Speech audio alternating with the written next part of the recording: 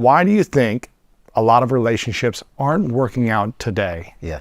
Specifically to our culture and society, is it because people are choosing wrong? Is it because they're getting into a relationship at the wrong time? Is it because they're not clear on the tools on how to have healthy relationships and intimacy? What do you think is wrong with relationships today? So, first off, I want to say that relationships are how we were, I believe, designed to interact with each other in this life. So for everybody that's listening and watching and be like, that's why I don't do no relationships. I don't want no relationships. Like, you're missing out on, I believe, what is the fabric, the most valuable connection you could have is authentic, real, life-giving relationship with somebody else. So for everybody that's been hurt, I just feel to start there, to everybody who's been burned and wounded and all that other stuff, I do believe that this is how God intended for it to be, us to be in relationship. But the reason, to answer your question, why I think it's so hard and it doesn't seem like a lot of people are doing well in relationship is because of three reasons. Number one, I don't think that they're bringing their full self to the relationship. I think many times when people start in relationship, they really give versions of themselves. And I understand it to a degree, but some people have been married for 10 years and still they've never met who they really are married to. Ooh. Some people have been in business with people for years and they've never really met their business partner. Right. They're getting these versions of them that are triggered by, number two, their trauma. Mm-hmm. So the version I present of you is not really who I am. It's who I am after I was in the relationship with the last guy. It's after I'm in the relationship with the last business partner. So when I come, I don't come with fresh trust. I don't come with fresh expectation. I don't come assuming the best. I come to you like, maybe you won't hurt me like the other person did. So I'm going to give you this much because I never want to actually feel that again. Wow. And you can never really love unless hurt is an option. Wait, say that one more time. You can never really love if being hurt is not an option. Interesting. And a lot of people are trying to mitigate the hurt so they also mitigate the amount of love they can feel. Interesting. And at the level that you are vulnerable, it's the level that you can actually experience the love, the acceptance, the joy that you really want in a marriage. And so I always ask people, I was like, who are you bringing to this relationship? Are you bringing the broken, battered, wounded, jacked up, pessimistic version of yourself to this? Are you actually saying, you know what? I need to start over. This is a brand new person. I need to maybe not even be in a relationship right now so I can go heal. And that's my burden of even this book and some of the things that I'm talking about. I really feel like the quality of our life would increase if we would allow the quality of our healing to increase. Mm-hmm. And most people don't want to take the time to heal. I mean, you used to play ball. Man. Like, think about it. Every contact sport has an off season. Mm-hmm. And the primary reason for an off season is what? Healing. Healing. I've been getting hit. I've been running. I've been lifting weights. I've been ripping and tearing and all the different things. And so I need a season so that I can become the version of me that I know I can be up here.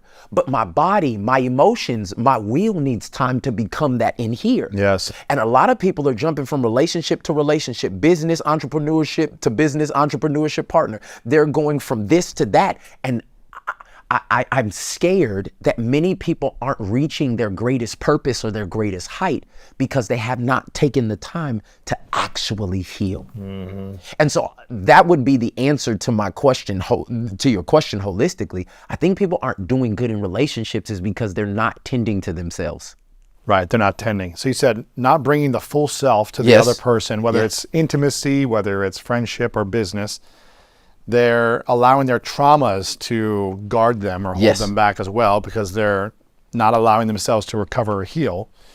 What would be the third thing, did you say? I would say that the third thing of this, now you got my mind going 1,000 places. Now I'm ready to start relationship goals part 2. But the third thing would be that they don't tend to themselves. Yeah, they don't tend to themselves, yeah. So what ends up happening is I'm a person of faith. And so the Bible says that you can only love your neighbor at the level that you love yourself. So if you have a level 2 out of 10 of self-love, you only can give At maximum a 2. Wow. And a lot of times you don't give nobody else the maximum. Right. So again, if you can't deal with you, if you can't look at yourself in the mirror, if you can't forgive yourself, if you can't say we failed back there, but there's still greatness in the inside of you. If you can't do that to yourself, it's very difficult to love somebody else at that level. And that's where I think a lot of times our relationships are really a reflection. The reason it's not working is because you can't divorce you. Ooh. But you can let go of them. Ooh. And you don't like what you're getting from you, but you can not like what you're getting from them and try it again. Wow. And so I think that sometimes, I'm talking heavy right now, Lewis, but Bring what it. I am saying is I feel like some people need to take time to reflect and remember, to retool and then renew. And I think that's how out of that your relationships will be so much more vibrant. They'll be so much more intentional, as well as you'll get to experience the fruitfulness and the joy out of those relationships because you've done enough work on you to know what you're actually looking for. This idea of healing is something that I've really loved over my last decade, but specifically over the last 2.5 years, I've dived deeper into internal and spiritual healing. Yes, sir. And it has created a level of peace and an internal environment of harmony that I've never experienced in my life. Yes, sir. That allows me to see clearly, or at least more clearly, right? Yeah. Of who's in front of me, what I want. It just gives me more awareness. But I remember many years, if not decades, feeling very anxious when a relationship wasn't working out, going through a breakup, and feeling like I got to get back on, my relationship game quickly. And never really taking the time to heal because it was really scary. Yeah. It was really scary to face the trauma or the shame or the whatever it was I was holding on to. It was scary, and all I wanted was intimacy and connection with someone else. I didn't want to be alone. Yes. I don't know if anyone can relate to this. Everybody watching or can listening. relate to that. Everybody So can. for those who are like, you know what, but I feel so alone. I feel so scared. This trauma, I don't even want to think about it because it's so dark. Yeah. Or it's so hard for me to focus on. What do you say to people that are really struggling, that really want love, really want intimacy and connection and just deep compassion with someone else, but they're afraid to do the healing work because the trauma is so scary? So I would say to you, because I know there's thousands of people watching this that feel that exact same thing, you need to examine the pattern.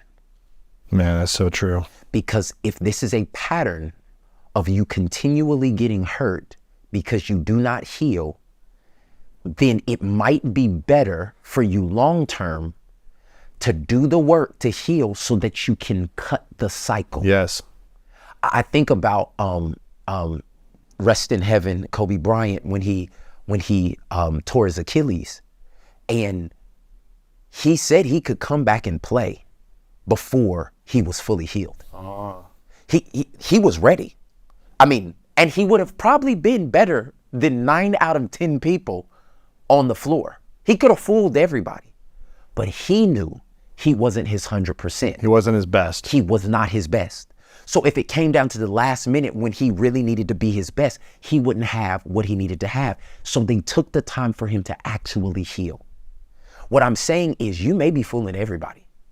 Your Instagram is popping, your business is successful, you got the bag and the body and you got all the different things, but you know deep down in your soul, your mind, will, and emotions, you know you're still hurting. Ooh. Thank you for watching this video. If you want more inspiring clips like this, make sure to click right here to subscribe and click right here to watch that next video that is specific to support you in your life.